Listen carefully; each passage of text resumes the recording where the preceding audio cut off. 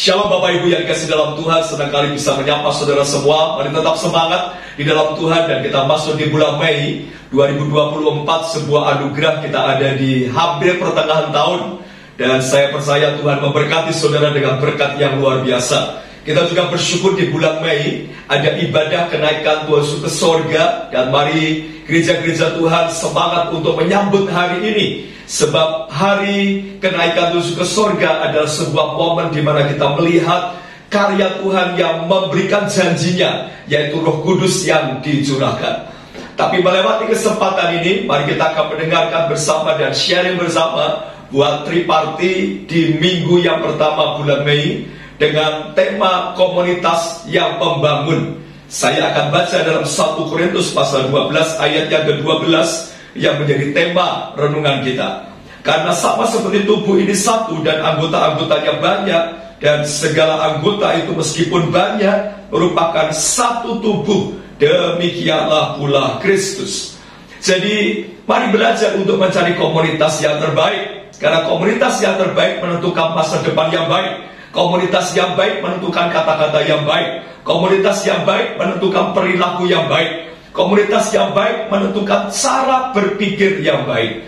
Nah, 1 Korintus pasal 12 ayat 12, Paulus menyampaikan kepada jemaat yang di Korintus, sama seperti tubuh ini satu dan anggota-anggotanya banyak, dan segala anggota ini meskipun banyak merupakan satu tubuh, demikian pula Kristus. Artinya Paulus mau berkata anggota boleh banyak, tapi kalau tidak satu, semuanya sia-sia. Sama, kita bisa berbeda-beda, tapi kalau kita tidak ada dalam komunitas yang membangun, itu semua sia-sia.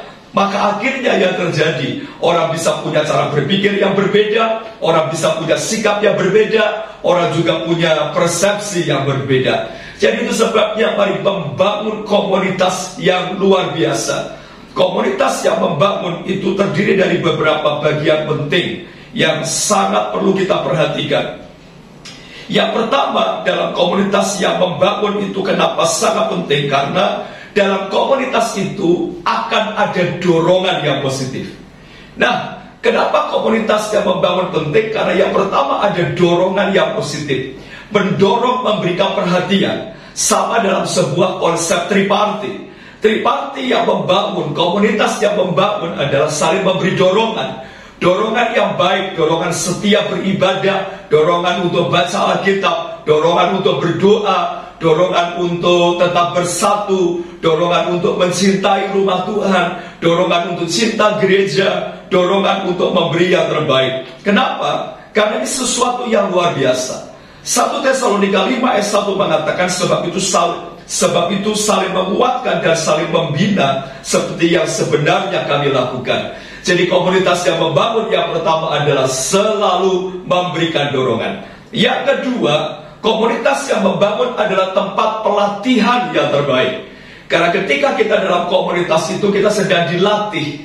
Untuk berbuat yang jahat, Bapak Ibu tidak perlu latihan. Untuk berbuat yang tidak benar, kita tidak perlu latihan. Orang sudah otomatis. Kita tidak pernah diajari bohong, sudah otomatis bisa bohong. Kita tidak pernah diajari untuk kita tidak terlambat, bisa otomatis terlambat. Melakukan hal-hal yang kurang baik tidak perlu latihan.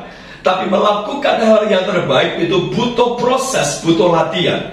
Dan komunitas yang membangun akan membuat kita menjadi orang yang luar biasa. Karena komunitas itulah yang membentuk kita melatih hal-hal yang terbaik. Contoh, anggota tubuh kita memang banyak, tapi kalau kita melatih anggota tubuh kita menjadi sebuah satu tubuh yang terbaik, maka akan terjadi sebuah hal yang luar biasa. Dilatih untuk apa? Dilatih untuk renungkan firman. Lewat triparti saudara dilatih untuk pimpin pujian. Lewat triparti saudara dilatih untuk saling mendoakan. Lewat triparti saudara dilatih untuk saling memperhatikan. Jadi disinilah pendewasaan terjadi. Mari ikuti latihan rohani, saudara akan kuat secara rohani. Yang ketiga, komunitas yang membangun akan menemukan mentor-mentor rohani. Kenapa? Karena dalam komunitas atau dalam konteks pemuridan selalu ada guru dan murid. Sama seperti waktu saudara dan saya sekolah SD, SMP, SMA maupun kuliah. Ada guru, ada murid, ada dosen, ada mahasiswa. Ada proses di sana, ada mentor di dalamnya. Kenapa komunitas penting? Karena saudara sedang menemukan mentor-mentor rohani. Mentor rohani dipentingkan, diperlukan untuk mengarahkan kita menjadi lebih baik. Kenapa? Jujur saja kadang-kadang kita semau sendiri. Jujur saja kita maunya tidak mau diarahkan. Jujur saja kita maunya bebas. Tapi saudara, tidak bisa dipungkiri, orang yang bebas hidupnya tidak akan maksimal. Orang yang semaunya sendiri hidupnya tidak akan jauh lebih baik. Jadi mari lewat komunitas yang membangun, temukan mentor-mentor, temukan orang-orang yang saudara percaya untuk bisa diskusi, yang saudara percaya untuk bisa ngobrol, yang bisa jaga rahasia, yang bisa membuat saudara ngerti, yang membuat saudara berdewasa, bertumbuh di dalam Tuhan. Jadi komunitas yang membangun, ada mentor-mentor yang luar biasa. Itu sebabnya yang penting dalam kehidupan kita, mari bangun komunitas yang luar biasa. Yang terakhir, yang keempat, kenapa pentingnya komunitas yang membangun? Karena di situ kita diberi tanggung jawab. Tanggung jawab itu yang membuat kita dewasa. Tanggung jawab itu yang membuat kita bertumbuh. Mungkin ada orang yang dulu tidak pernah jadi pemimpin, tapi ketika diberi tanggung jawab, akhirnya menjadi pemimpin. Tanggung jawab itu yang membuat kita bertumbuh. Itu sebabnya saya mendorong tetap setia di Triparty untuk terima tanggung jawab sebagai bagian penting dalam hidup kita. Itu sebabnya hari ini mari coba diskusikan dua pertanyaan penting.